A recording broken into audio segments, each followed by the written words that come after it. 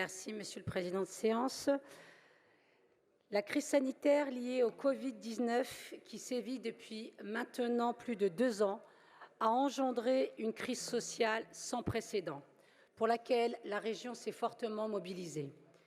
Désormais et depuis plusieurs mois, l'inflation est de retour et atteint des niveaux inédits depuis des décennies, pesant lourdement sur le pouvoir d'achat des Français et des Franciliens. Encore renforcée avec la guerre en Ukraine, elle atteint désormais 5,4% sur les 12 derniers mois, d'après les derniers calculs de l'INSEE. Cette forte hausse des prix vient diminuer le pouvoir d'achat des Franciliens qui souffrent de la hausse des prix de produits de première nécessité, de l'électricité. Alors, comme je le disais, cette forte hausse des prix vient diminuer le pouvoir d'achat des Franciliens qui souffrent de la hausse des prix des produits de première nécessité, de l'électricité, du gaz et des carburants. Alarmée par les conditions de vie des Franciliens, la région Île-de-France, portée par sa présidente Valérie Pécresse, a pris le sujet à bras-le-corps avec la mise en place d'un bouclier social.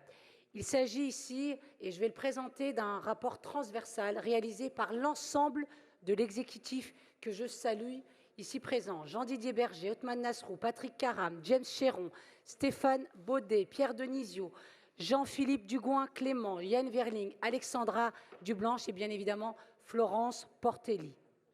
Ce bouclier comporte toute une série de mesures innovantes et transversales visant à mettre fin à cette spirale négative de la précarité.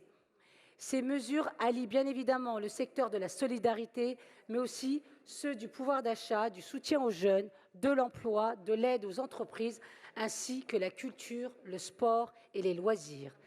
C'est un véritable élan de solidarité envers les Franciliens les plus précaires et les plus vulnérables. La région veut mettre le paquet, vous l'avez compris, pour aider ses administrés et trouver des solutions concrètes, opérationnelles, en lien avec les acteurs de la solidarité, du logement, du pouvoir d'achat, de l'emploi, de la culture, du sport et des loisirs, pour venir en aide aux personnes en difficulté dans la période dramatique que nous connaissons. Vous avez donc ce rapport qui est un rapport puissant d'aide aux précaires, aux plus précaires en Île-de-France. Je vous remercie.